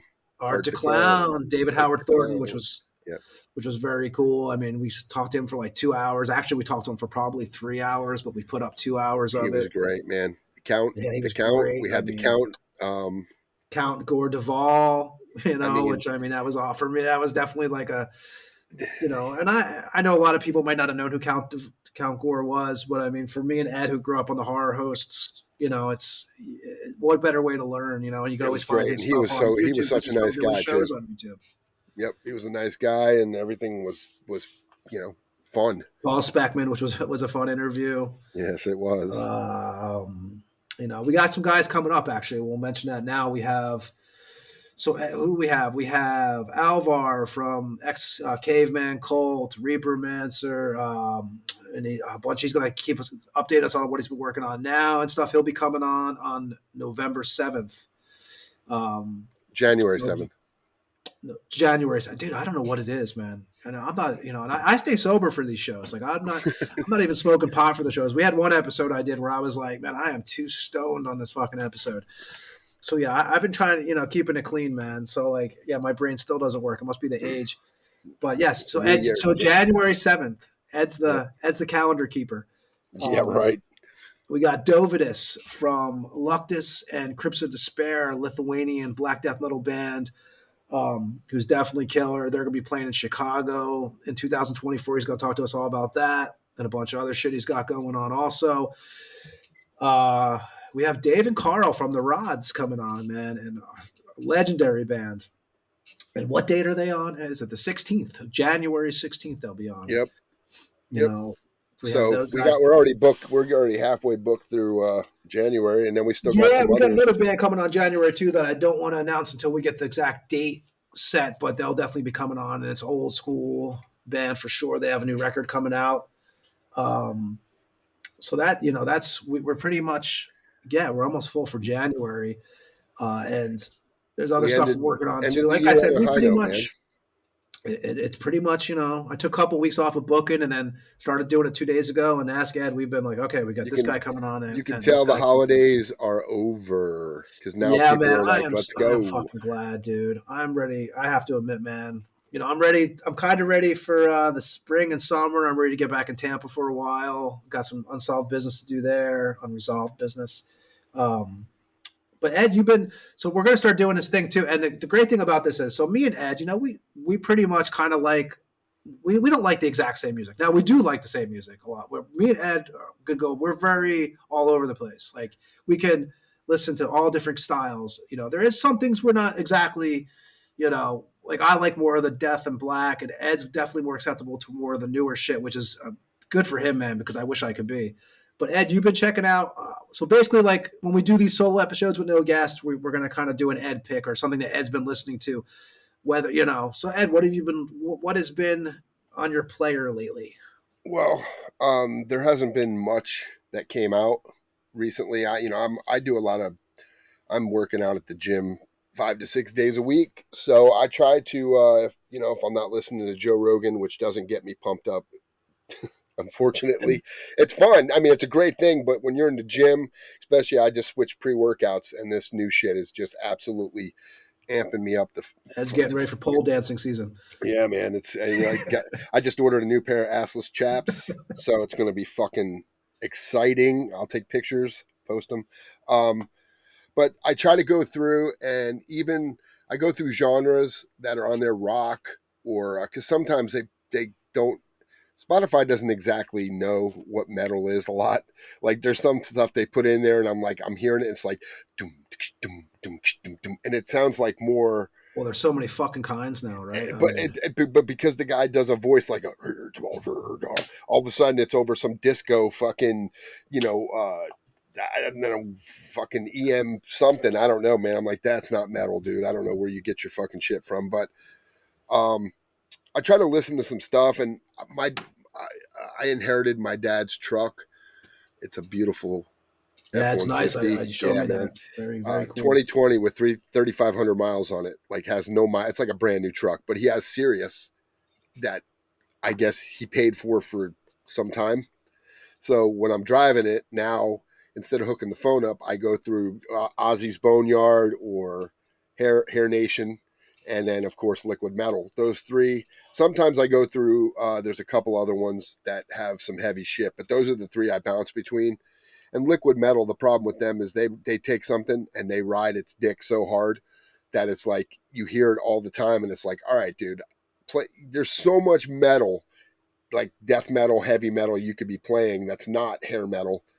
And it seems like they just regurgitate like a regular radio station instead of. And a lot of people don't realize those, especially on real radio, those guys have no fucking choice what they're playing. I used to always think like, why is this guy playing the same fucking song? Like, how many times do we need to hear this song? But they basically get given a chart of what they can play, I guess. I think so, but Jose, who's been doing Liquid Metal for a long time, man. I mean, I've met him one time before. He's a nice guy.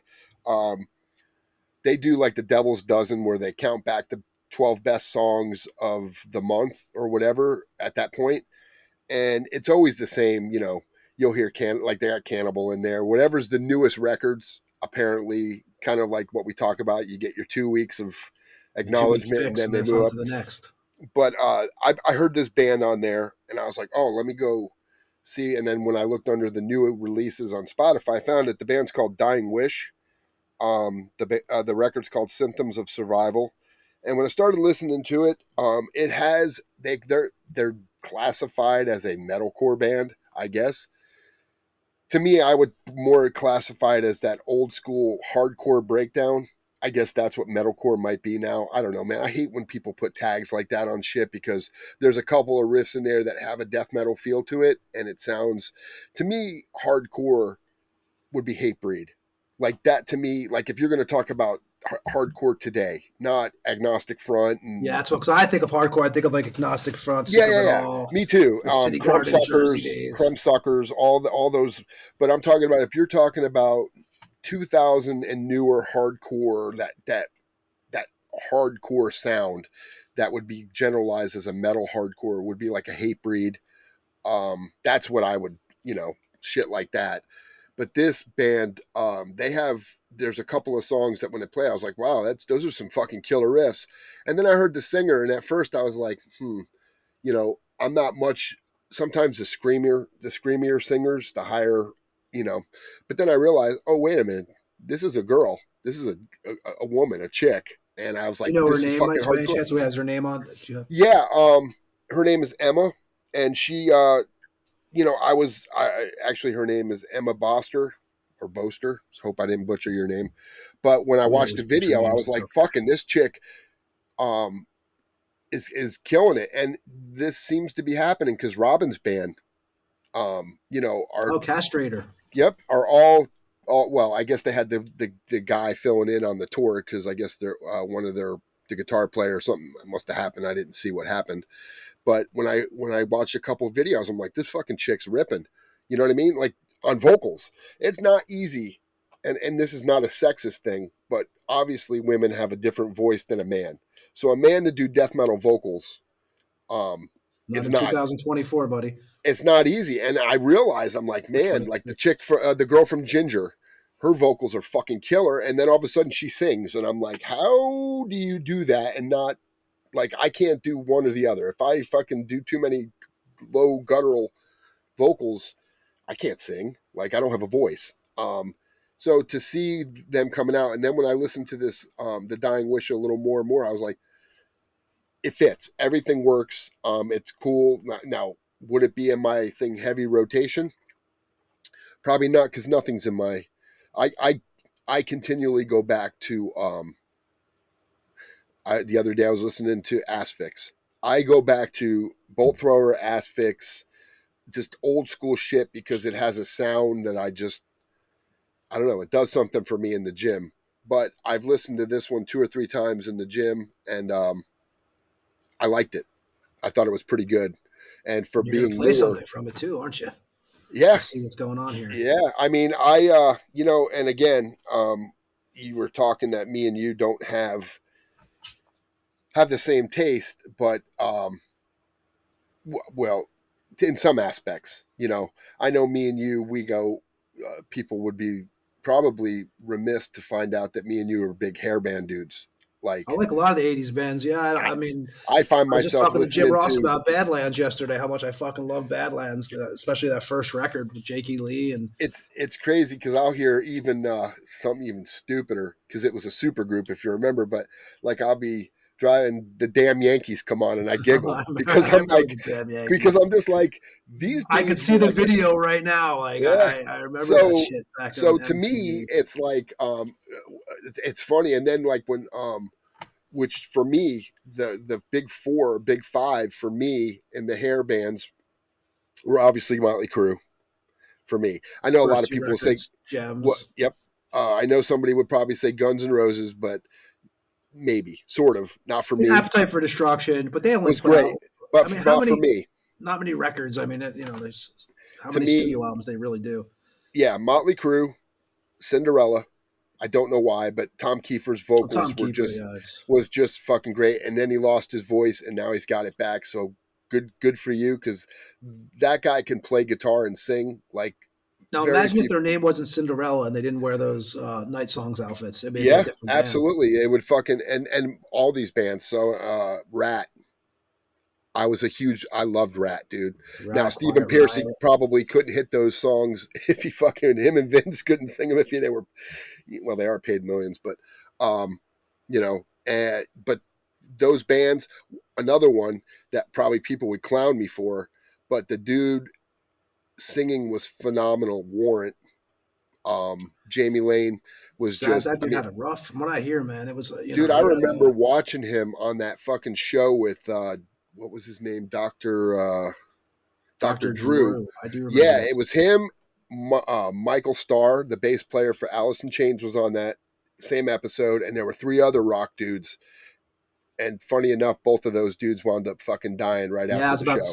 say, yeah. Yep. So it's addiction is fucking crazy. But Jamie Lane, listen, Uncle Tom's Cabin was a fucking ripping song. And, I'm not talking about Cherry Pie. I'm not talking about, but if you listen to that record with Uncle Tom's Cabin, that was like, an epic record for them, because they went heavier and he fucking was singing. And then He another died band that, shitty. Him and Kevin from Quiet Riot died. Kevin, I mean, he died. They didn't find him for like a week after he died or something. It might have been a couple of days, but it was something yeah, like a couple that. I mean, dudes, 2 dudes like that, that were like Lane Staley. It was a week before he was found. He was in his fucking apartment decomposing when they found him, dude. And I'm thinking, this that's fucking fucking dude, crazy. Yeah. how do you not check up on this guy knowing who he was and what he was, but yeah, Jamie Lane, fucking, that was after I saw him on the show. He looked like he was making a recovery. He was losing weight. Because remember, he kind of bloated up because he was an alcoholic. There was a guy that, do you remember? I know you remember him, and he was actually, he died before his band ever got popular, pretty much, was Andrew Wood Yep. from Mother Love Bone. Yep. Same thing That was a from guy right there who was, kind of well ahead of his. known. Yeah. And the same thing for the goddamn. He died on the tour bus. Shannon from, yeah. Shannon, yep. Well, Andrew Wood was roommates with, I think, wasn't he roommates with Blaine? Yes, We were yeah, talking to them. They, yeah, there was some kind of deal with, something yeah. And like that. I believe. Shannon from what the fuck band was that? All I can say is my life. What the fuck band was that, man? uh, I know you know who I'm talking about. I do. Yeah, no, it's on my. But these guys all, they fucking die too early. Eventually, it catches up to you, man. That's the thing is, unless you're Keith Richards or, Oh yeah, I mean, it's yeah. pretty much how it works. My last hair in the top 5 there would have been Skid Row, which I know you're a huge. I like the first two Skid Row. They were, we're from Jersey, and I mean, I remember being in high school, and they were weird. Obviously, they had that look going on, but like they were a little different, I guess. And Sebastian, they just hated each other. Any band, I was just reading the other day about them. The other day, they were saying that all the money that they get offered to play together, they just won't do it. They just dislike each other that much. The difficulty of working together, I guess. But yeah, no, man, yeah, you gotta listen to whatever. Hey, everyone's like, Slave to the Grind was great. yeah, that was yeah. I mean, that was a much heavier than the first record. Absolutely, but Sebastian's vocals, again, if you look at the bands I mentioned from Vince Neil from the first record on, I mean, obviously his voice changed dramatically, but Rat, Stephen Pearcy, those are guys that when the songs come on the radio, you don't have to look to see who it is. You know who that is. You know who I thought had great vocals, and I was talking to you about this the other day. Probably, they were a band that didn't get very popular, but I think some people would know who they were. They were one of those '80s bands, a band called Leatherwolf. Mike Oliveri, I thought his voice was killer, especially on the Street Ready album. That was, I thought that was I had gotten the Street Ready album before. That was, like I said, I'm a little younger than you, so I had gotten that. That was part of the latter, but that was one of those, and I don't think these guys are hair band. I've heard them on the Hair Nation, but I don't think they're a hair band. But Queensryche, they just they're them and Tesla kind of. I don't really put into that bracket. I mean, it's kind of like they have their own deal. But they're on there, which is weird. But I hear them. I hear both of them more on Ozzy's Boneyard because I think that's where they fit. Because of the, I mean, if you think of Queen of the Reich, that came out in the early '80s, and what's his name? An Operation Mindcrime obviously was like when I was in high school, that was like everybody was going nuts over that. And I didn't get it at first, I'll be honest. What's crazy is people don't realize that he was he's such a great singer. I mean, Jeff Tate is like, and what really got me is, and as you know, we're not, when we talk about bands that we like, two of my bands that I like that you're not real big fans of were Nevermore and Nothing Face. And Fear Factory is the one too that I never got into. Fear Factory, I liked them. They were never one of my favorites, but I listened to them a lot. I think it was more because I dug Burton's vocals, but then when we saw them live, I was really like, but that was it showed me how studio magic really works. But then again, look at me. I listen to bands and I get it. Like I like the Satanic War Masters and these bands that are like, the Cape or whatever you want to say, like these, and I get it why people don't. I dig those kind of bands, so we have a little bit of differences, but again, we agree that listen to whatever the fuck you want to listen to, because I think it's so ridiculous when I cannot imagine just listening to 24 hours of death metal music, or 24 hours of black metal every day of my life.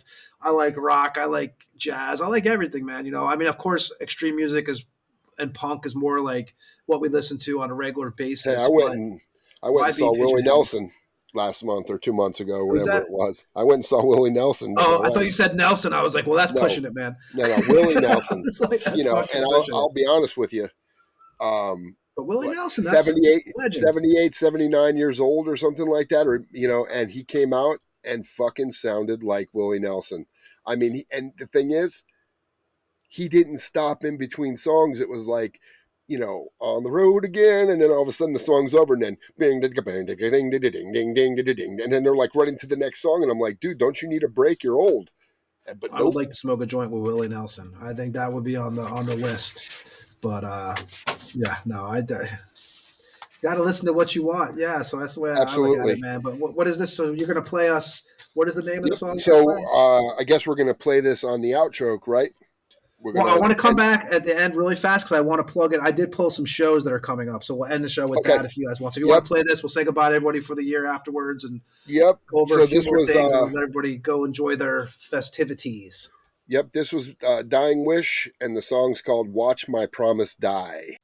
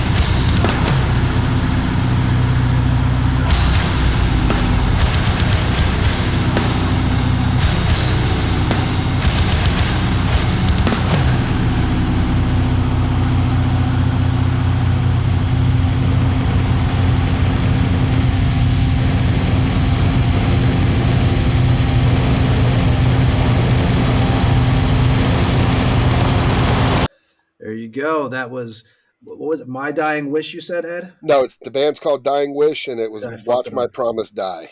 There you go. So that's the. So of course, the only thing, of course, with that song, as I've always said, the reason I never got into totally that kind of music is because of the fucking breakdowns. That's what gets me there. Is what would you call that? The breakdowns is what I fucking. That's what gets me. That's that metal. That's that. What they did was, I think they, like I said, they're classified as metalcore from Oregon.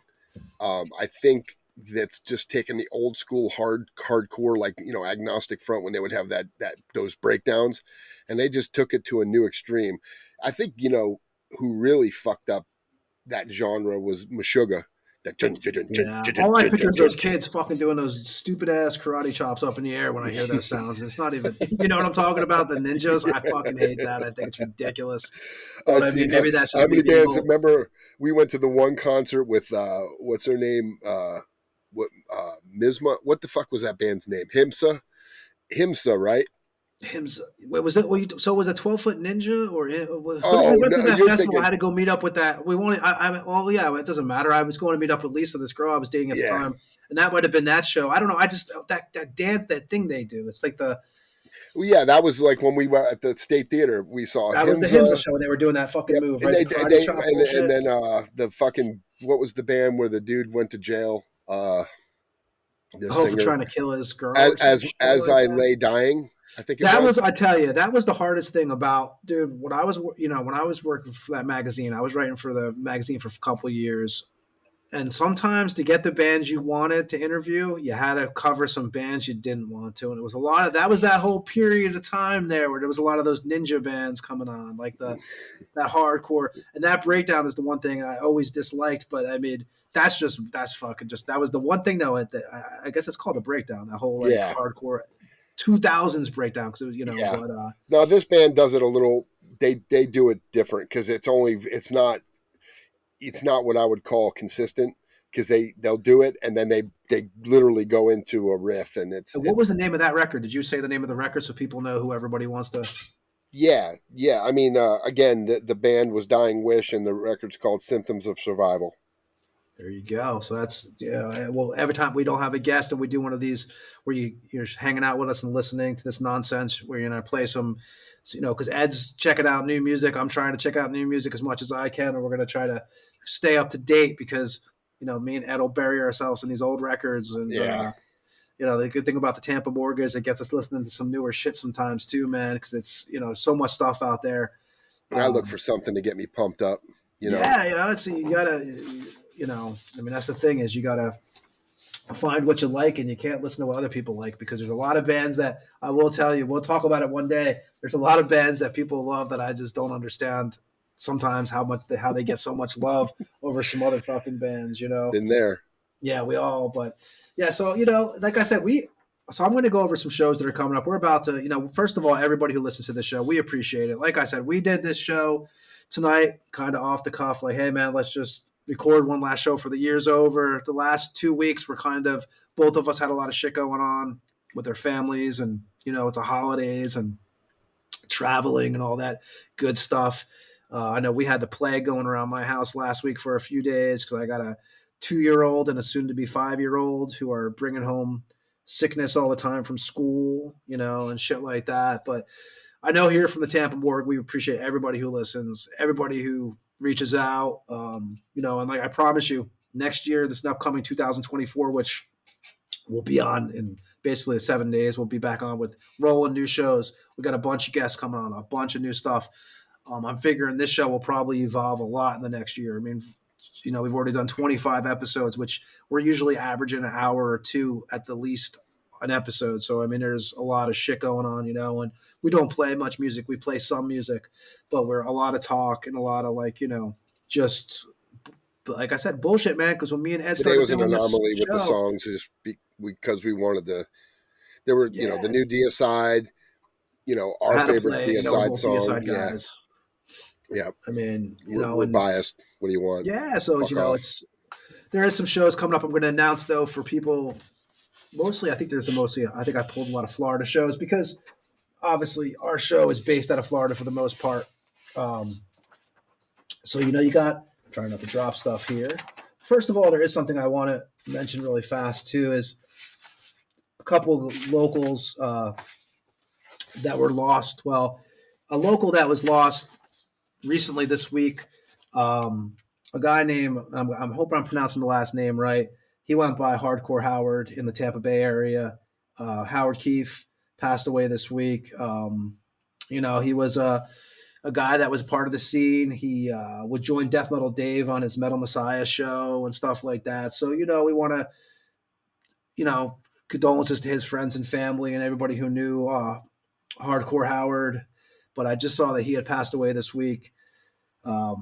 And for me personally, I had, a friend who passed away, my friend's husband, Scott Drummond, who passed away over in Pennsylvania, another Jersey guy, surfer dude, from my hometown area. And, it just sucks because as we always say, as we get older, we're starting to lose people left and right. And every day, it really is every day. It feels like now, every time I'm looking or someone else is gone or going. And for Scott, Scott had a daughter and he was married to one of my best friends. And, it just really sucks. I know they're dealing with that now and it's pretty crushing and just, it's especially towards the holidays. And that's another thing, guys, who would listen. Holidays are tough, man. Like, for me and Ed, we're fortunate right now. And I've spent many years alone on holidays, just doing my own thing. And now I have children and a wife.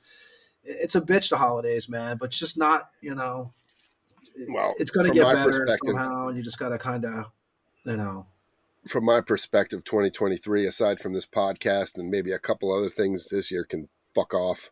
They yeah, can it's, fuck all the it way sucks off. though, is you're going to see so many fucking people posting like, fuck 2023. I can't wait 2024. And 2 weeks later, you're going to see the same post like, fuck 2024. It's already starting Well, like I, shit. I don't think there's any year that can get any worse for me. So I think No, this one takes the cake. I think this is the outlier of my 52 years on this planet.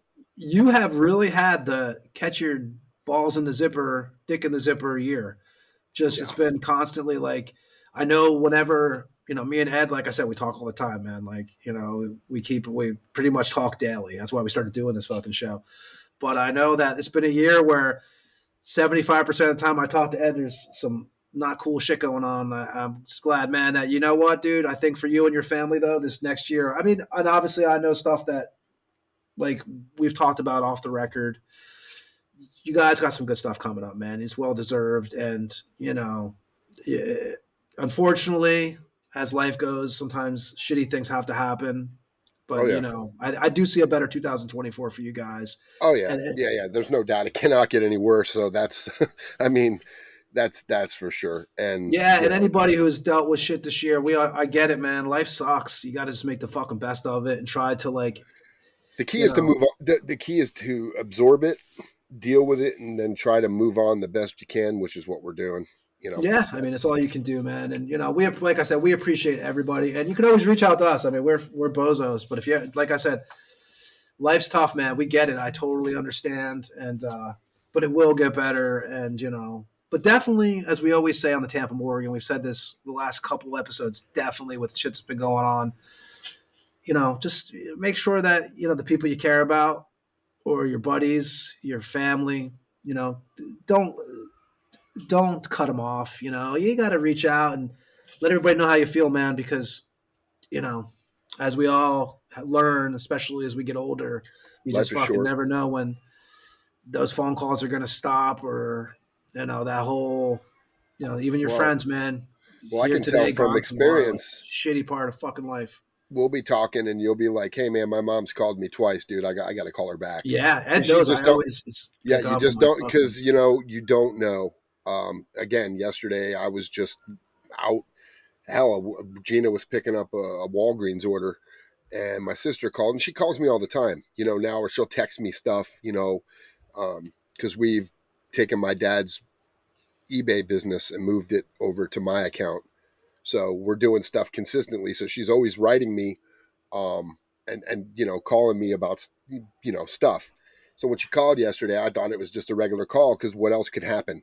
I mean, now I knew she yeah, was taking exactly right. I I mean, knew she but was the taking fucking the even the cat to the pets are vet. going now, dude. Well, I knew she was taking the cat to the vet because he had been lethargic, but I thought because that cat was used to my dad What was the cat's and name so we can give it a little respect here? Boots. There you go, Boots. Boots. Boots in the ground, Um, unfortunately, yeah. Yep. But he was 14, almost 14 years old. So, but he had been a little lethargic, and I'm like, I told her, I said, you got to remember, she was used to my mom and my dad, and then You my have to mom's wonder, gone. So right? Do they now, tie together so now somehow? there's a Like void there, and then a my void. dad's gone. And she said, since my dad left, she seemed to just lay there and not do much of anything. But when she took him in, that was like, she's so full of fluid, and to do all these tests would be thousands of dollars, and they said you may get a month, and it's just at some point you have to go, it's not worth it, you know what I mean? You just have to say, look, I would love to have another month. Now if it's your mom, yeah, I want another month. Yeah, I want But another yeah, fucking pet. month. I just lost But my pet, Abigail, my cat, 2022 almost, which is insane. It sucks, man. But you're right. It gets to the point where you can prolong a cat's or dog's life sometimes for a couple of weeks, but I hate to sit with some crazy ass bills for that too. I mean, it's just insane what they want to charge you to save these. oh It's not yeah, even saving the animal. You're not saving there's the not. animal. The animal pretty much. It's kind of like Yeah, right. it's It going to could go happen any anyway. point at that too, and that was what happened when I was in South America. If you remember, my wife was like, "I hope he can hang on another week," because we were not even 4 days. I was 4 days from coming home, or 5 days, and she was taking him to the vet, and when they were getting ready, he just wound up. She said he seized out on the couch, and that was it. So, so again, losing humans and pets in the same year can fuck right off. 2023 out the window, Yeah, man. fuck off. It's been sorry. I know everybody. It sounds like a downer, but that's just my take on this year can suck off. I know, right? Everyone saw it's the downer of the end of the show for y'all, but it's a fact of life, man. Make sure you say, get a hold of the people you care about, because sometimes this is one thing I will say, because I watched it happen in real time with my dad and his part of the family. Grudges suck. No matter what, man, you should always just try to something. Even if they tell you to fuck off, know that you tried, because it's better. Because sometimes I think a lot of that with shit, your mom or your wife or anybody, make it good. I think so. I think you shouldn't hold a grudge. I think you should have to find a way inside to, just try to relieve yourself and your own stress level, because I think it goes a long way. Yeah, I know myself this year. I reached out to somebody who I said I would never speak to again, and it was an old business colleague and stuff like that. And he's getting older, and I just kind of figured, hey, man, I gave him a call. I felt better afterwards. I'm sure he felt better. Sometimes do you want to make that call? Not really, but I will say that my mind is at peace now. That's all that matters. That's the thing. But yeah, so on that note, I'm gonna mention a few shows, and then we're gonna let everybody go do their New Year's thing, and we'll go from there. But I only pulled a few shows. Like, I'm trying to keep up to date. Like I said, this end of the year has been kind of crazy for me around here, so in a good way. But some upcoming shows I'm gonna mention. You got, let me see here, January 6th. Speaking of Pat from Hell Witch earlier, Hell Witch will be playing at Bar Nancy in Miami, Florida. The doors are at 8. They're playing with Vicious Depths. It's the 40th anniversary of the Miscreancy album. So they'll be playing that in full. Plus, they'll be playing some new songs. So that will be Hell Witch on January 6th in Miami at the Bar Nancy. Also have, what else is going on here? Saturday, January 6th, Parasite Disciple will be doing their release show. That's a band that has, sorry, I had a cough there. Tim Church, Zach Lindsay, who was part of Cystic Dysentery, Geist, Ben Davis, also Cystic Dysentery, Brian Fitzgerald, Ex-Dead Flesh, Cystic Dysentery. They'll be playing with Pariah in a band called Cute and Cuddly Kittens, believe it or not. But I've heard of that band. It's Dave Karen on drums, Chris Mason on guitar, Josh Jetty on vocals. I think Morbid Subculture has something to do with that show. That will be at the Justice Pub in Jacksonville, Florida on January 6th. Like I said, again, that is the Parasite Disciple CD release show. What else is going on? January 28th, Cancer Slug will be at the Conduit, which we will have Pete Owen from the Conduit on here. I was talking to him this week. I was going to come up with a date with him to get him on here. He is the owner of the Conduit, former singer of Dark Faith and Crimson Massacre, if I remember correctly, what the name of that band was. January 12th, Green Jelly is playing at the Brass Mug. I think they come down once a year to Florida. That band. You remember Green Jelly? So they got sued by Jello. I guess that's why they're not called Jello anymore, but it's Green Jelly. Remember they had that song Three Little Pigs? Yep. Teenage Rave and a couple other tunes. They'll be playing at the Brass Mug with the Dodd. I know this band. I just never have actually played with them. And then Razor and the Boogeymen will be playing at the Brass Mug on January 12th. Let me see. That might be it. I think there's one more here. Yes. Thursday, January 4th, 2024. 8 p.m. The doors at Propaganda Lake Worth in downtown Lake Worth, because the Palm Beach area. Fathom, Piss on Christ, and Pariah will be playing. That's January 4th, 2024. Doors at 8 p.m. And that's a Thursday show. And yeah, so upcoming on here, Ed, we got what? We got on the 7th, we got Alvar coming on. Ex-Caveman Cold, Reaper Mancer, and more. Cunt Knuckles. And then we got what else? We got Dovidus from Luxtus and Crypts of Despair on the 11th, I believe that is. That's correct. And then one I'm excited about, also the Rods, which is the 16th, and that'll be Dave and Carl will be on from the Rods, which is old school. Man, that band has played with, I mean, goddamn, they Everybody. played with everybody, dude. That, I mean, they did that tour with, I think it was Number of the Beast tour. They play. I mean, it's just a big list. That's gonna be a fun one. That'll be a good show. Yeah, and shit, man, this has been like I said, we just winged this episode, but we could, we're gonna spare you all and let everybody go. But yeah, man, Thank you for a Ed, great year, man. I it's mean, been a fun Tampa Morgue. I got to say, man, the first 25 episodes, it's been a good time so far. It'll only get better, but and you can listen to us where, Ed? Spotify, Apple Music, I think Amazon, obviously YouTube for sure. And then the Tampa Morgue at gmail.com for any questions or hate. Yeah, thanks for sending us your feedback, guys. We And then definitely appreciate that. Facebook and Instagram too. Yeah, Facebook. I'm trying to. Be on top It's such a of weird dichotomy now. I mean, back in the day, it was Facebook. People Well, I feel still with use it. Facebook, it's like if you don't pay for their ads, they don't. They Your don't care. posts don't really go anywhere. So I Yeah. really like. I put a new post up for the rods today. I make sure I put the posts up there. I just feel like the reach. I don't know unless you pay their little fees. I don't know who you're getting it out to. Because I know Yeah, their band pages algorithm is totally stupid. changed the whole reach.